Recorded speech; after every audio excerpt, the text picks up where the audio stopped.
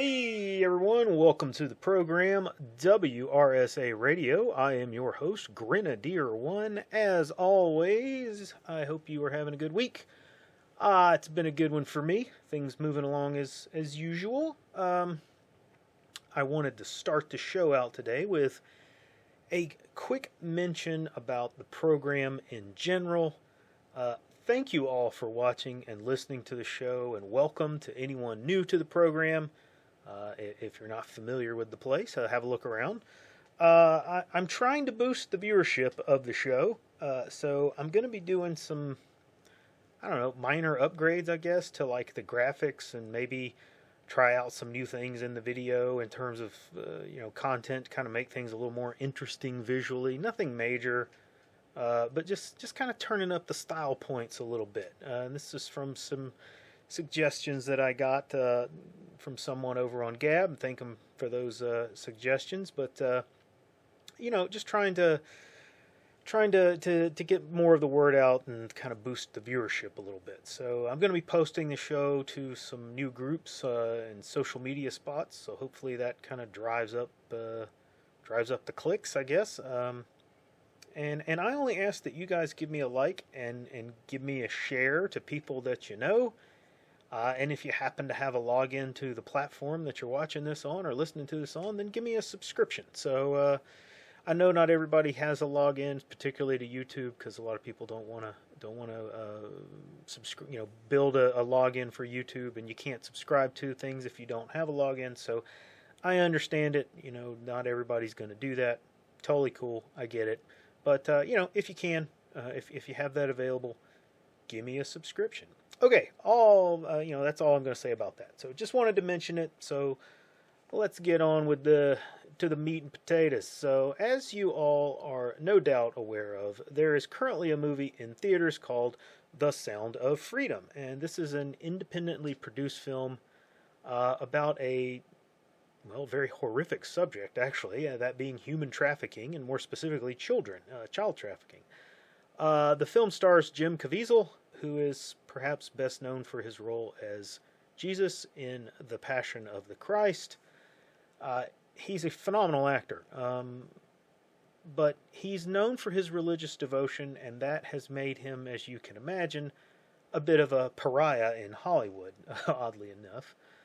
And combine that with the film's producer in one Mel Gibson, and you have who's another hot button character in Hollywood, but you have a product that Hollywood considers to be radioactive. Now, the film tells the story of Tim Ballard, who was once an employee of Department of Homeland Security, I believe, and he left that role to pursue what has evolved into an entire nonprofit foundation dedicated to stopping human trafficking. And when I first heard about Tim Ballard, it was probably 3, 4, maybe 5 years ago. It was pre-COVID when I remember seeing him on a program, and I can't recall if it was Tucker Carlson or perhaps a Glenn Beck show or something along those lines, or even if it was just something that I had seen on YouTube. But anyway, he was making the rounds of the sort of standard conservative talk shows and programs.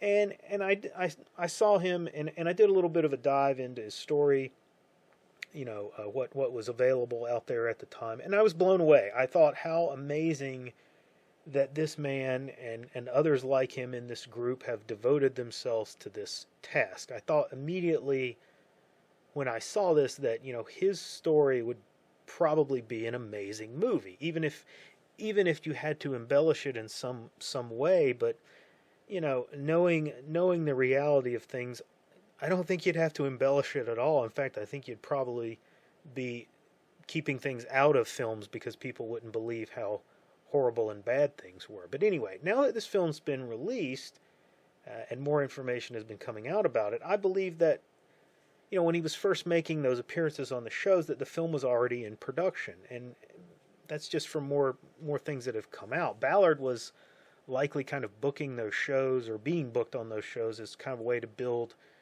name recognition and whatnot, so the movie would be better received. And that's a very smart move on their part. I don't want to make it sound like I think that's negative at all, or being, oh, they were being, grifters or anything like that. That's not what I was getting at. What we have learned is that once the film was complete, that the studio was told that they could not release it by the ultimate controllers of the film, and that being the Disney Corporation, who had gained control of this film when they purchased Fox Pictures. Fox's movie division was the originators or the original backers of the film, and when Fox was sold, Disney purchased them, and this movie kind of got caught up in all of that. Now, we can speculate, we can say that Disney deliberately held this film back. That could have been the case. It could have been that just some things being held up in the whole purchase, and no, you can't release this until we get done with the purchase. Who knows? There's a lot of room for possibilities that have perfectly, I'll say, innocent explanations. But given what we've seen from Disney, that's not likely. At any rate, after some wrangling with Disney, the studio purchased back the rights to the film, Angel Studios, and they have finally been able to release it, and it's doing amazing. Initially released over the July 4th weekend, which is normally not a great weekend for movies, as people tend to be, on vacation and out at barbecues and the pool, and they're watching fireworks and things like that. And it tends to be a slow weekend at the box office. But this movie beat that trend, and it's been going pretty gangbusters ever since. The film had a budget of about $14.5 million, which, let me add to that, because this is a bit of a misnomer, and people who don't really follow the film industry or the film media, I guess you would say, business side of it, don't necessarily know this, but typically when you see the budget for a film, when it's stated, that's not all the money that is involved in making the movie. That number is not going to include marketing campaigns and other things that are going on. It's going to leave out some of those other costs that the studio has. And generally the rule of thumb in these situations is that you double the figure that is given to get a better approximation of what the film really cost in total, when you're comparing that to ticket sales. Now, that's good news for this film, because even if we double that figure and make it a nice round $30 million, the numbers coming in from the ticket sales reporting for last weekend have the film already pushing past $100 million, which is just fantastic. Angel Studios has knocked it out of the park. So good for them, and congratulations to everyone involved with the making of this movie. It's a horrible subject, but we hope that having the light shown on it by people like Tim Ballard and his organization, which is called Operation Underground Railroad, will open the eyes of the public to this horrible epidemic of child trafficking. I'm going to have a link in the description for his organization if you want to go over and check out their page. Maybe give them a donation and go see the movie. Now, all that being said, I myself have not yet gone to see it. I plan to do that most likely this weekend. I've just not, I've just had a lot going on over the last few weeks and couldn't really fit it in. But I am going to make time for it and go see it. So I can't give a review of the movie. But from all that I have heard, it sounds like it's a very good movie, perhaps a little depressing, which is not surprising given its subject, but I'll give you a quick rundown on what I think of it once I see it. For those of you who don't know, I'm kind of a movie guy. I really enjoy film and have for my entire life, ever since I was a little kid. But so, I guess I have kind of a broad base to build from when I look at movies and kind of give my opinion about them. Not that it's worth anything more than anybody else's opinion, but I'll let you know when I see it what I think about it.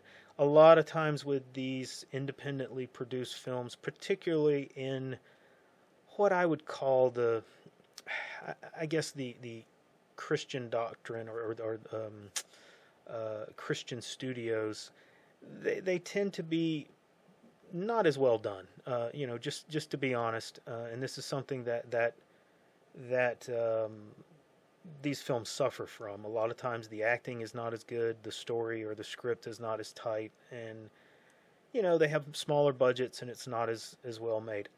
I'm not getting that from this film.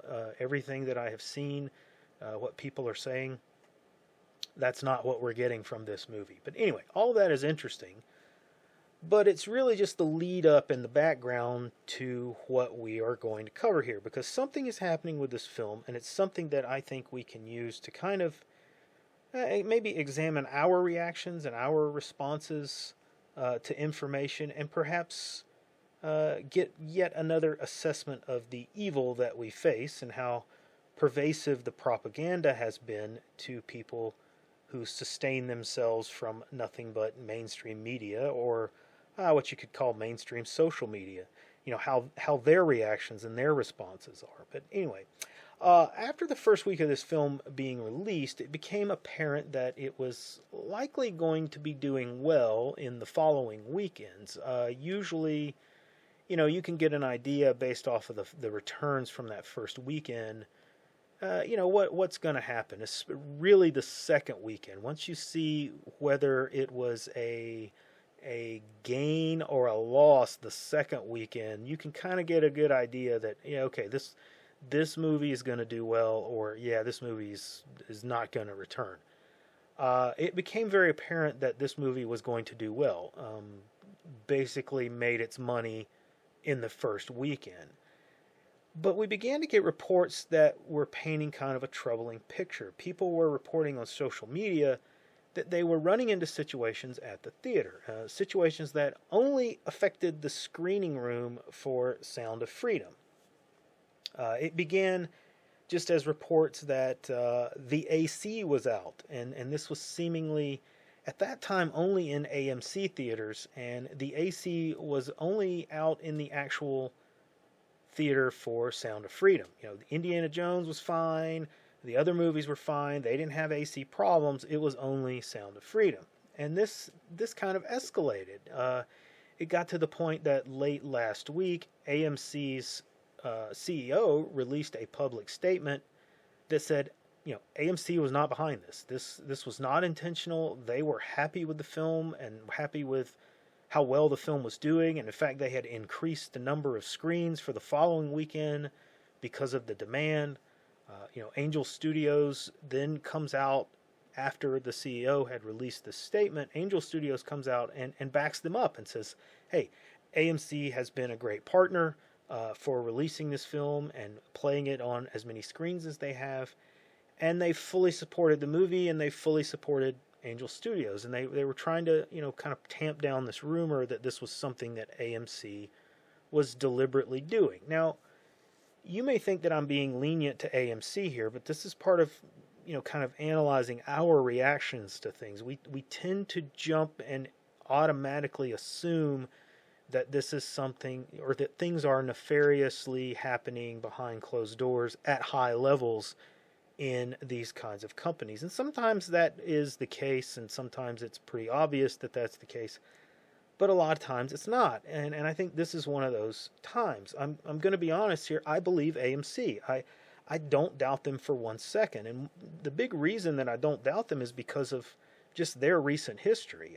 Recall back a few years ago, if you remember the internet stonk war that went on around GameStop and the big Wall Street, all of those internet investment houses that were taking it in the shorts when GameStop was being revived and kept alive by these internet gamers who went to war with those Wall Street guys, and they bought up all the GameStop stock and they refused to sell it. Well, remember, they did the same thing to AMC theaters. After COVID, the theaters were kind of taking it in the shorts, and in many cases they didn't make it, and they've been shutting their doors for years, and AMC was on the brink of disaster and bankruptcy. And they barely made it through that whole thing. Now, I don't know all the details of the stock, but from just recollection, it was those internet investors who purchased up all the stock and drove the price up that really kind of helped them get through with this. Now, those details really aren't all that important, other than to say that the stock hit a major high for a while, but it's now kind of fallen back to the floor. They're sitting at around, I looked it up when I was writing this, they're sitting around $4.60 a share, which is down from something like $60 a share when that stonk war was going on. So AMC can't afford to do this to any movie. Okay, they can't take that kind of hit.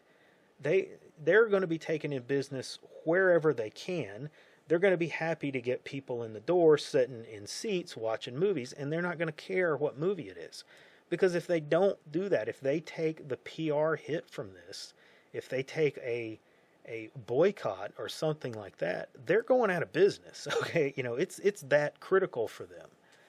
Now, that being said, the managers and corporate office people at AMC, they've got one way of looking at this. They're looking at it from a bottom line dollar standpoint. But the employees out in the actual theaters, they've got a completely different take on it, a completely different view. And this is one of those situations where the leadership sees this happening and says, at least this is how I think it is. I think the leadership sees it happening and says, this is not us, and they're telling the truth. But the employees in the actual locations are orchestrating these disruptions to try and cause the people seeing the movie to have a bad time. This is their own employees going against them. Now, there's more going on this week, as people have been reporting, fire alarms being set off in the theaters, these surprise safety inspection, and that was a video that I saw that someone had put up on TikTok, showing an employee of the theater telling everyone in the middle of the film's going on, and they're saying, hey, we're willing to give you a refund, a ticket to come back and see it at another time, but we're going to be keeping the lights on so that we can do this safety inspection, walk through and look at the emergency lighting and the emergency exits. Because, that's something you normally do when you're in peak show times and not at, say, like noon on a Tuesday when no one but the preschool kids are in the theater watching a cartoon. So more and more accounts like that, more and more accounts of the AC being out or turned down so that it's uncomfortably hot, house lights being left on for the entire movie, security guards walking through the aisles or standing outside the door. There was one instance of someone releasing some kind of foul-smelling, agent in the theater. All kinds of things. So it's clear to anyone watching that something is going on here. And we could look at the numbers and say, well, this film is in several thousand theaters all over the country, so it's likely that some of those things are accidental or inconvenient, and those kind of things happen. I know I've been in movies in the past where the house lights stayed on for like 30 minutes into the film before someone finally got to turn them off. A lot of that stuff is centrally controlled in the office, and if they don't have access because the manager happens to be out of the building at the time, then they got to wait and get somebody in there to get to the computer that controls all that. So that kind of back house kind of thing, the way that those operations work, people don't necessarily understand how some of that stuff works. I get it. I get it. There's reasons for some of those things, and it might just be coincidental. It's summer, it's hot, so the AC is likely to go out in some of these buildings. But all that, it seems to be only happening in the actual screen rooms where this movie is playing. We're not hearing about these things coming out with other movies. And there's evidence that this is very likely centered on the employees of these locations doing this. Or it's people who, for whatever reason, have decided that they want to, get back at the, MAGA people by doing some of these things. There are some Reddit posts that back all this up and give plenty of evidence that a lot of this is being orchestrated by these young employees. In other words, this is really not some AMC's corporate policy, because it's not just happening at AMC theaters. This is kind of low-grade, disruptive action by individuals. But the real question is why? Why would anyone protest a movie about saving kids from child slavery? It baffles the mind of sane people. But of course, we don't live in a sane world. And that is what I mean when I say the effects of propaganda and mainstream media programming have taken a toll.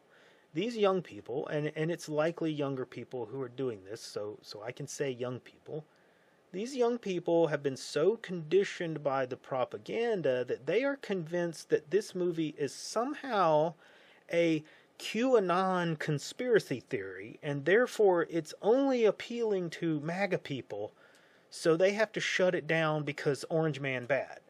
And it's really that simple. They've been given that message by the people who are the prime customers of this human trafficking, people who have something to hide.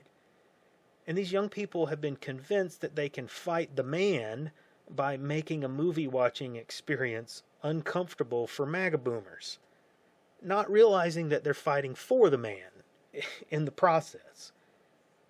Now, thankfully, it's not really working that way, but thanks for trying. Okay, every action that they take opens up another pair of eyes to the reality of what we've been saying for a very long time. Now, I have a suggestion for you. Even if you have seen this film, what I want you to do this weekend is this. I want you to go see it again. If you're in a rural area, this probably doesn't apply to you, what I'm about to say. Just go see the movie again. But if you're in a suburban area, this time don't go to a suburban theater to watch it. Take a little road trip, okay? Find you a rural theater. Drive out into the country, take in the scenery, and go to a small town. See how the real America still lives. Go see the movie at their little theater because it's more than likely locally owned. And it's going to be cheaper too. My little theater here in town is like a $5 ticket. So go see it, buy a snack at the snack bar, and watch the movie. And you will more than likely not have any issues watching it, okay? You will be supporting a locally owned small business owner who more than likely loves traditional America just like you do. And then when you leave that movie theater, go visit one of the little diners or the little restaurants in town for dinner. Again, you'll be supporting a small, locally owned business and not some corporate giant. That's how you send a message. You don't scream boycott and make a big production. You just find a way to help somebody out. Someone who you can meet face to face, maybe shake their hand if you get the opportunity to, and still get the same experience. Anyway, that's all I got time for this week. Like and subscribe. Come see us over on Gab and the Mothership, and I'll see you on the next episode.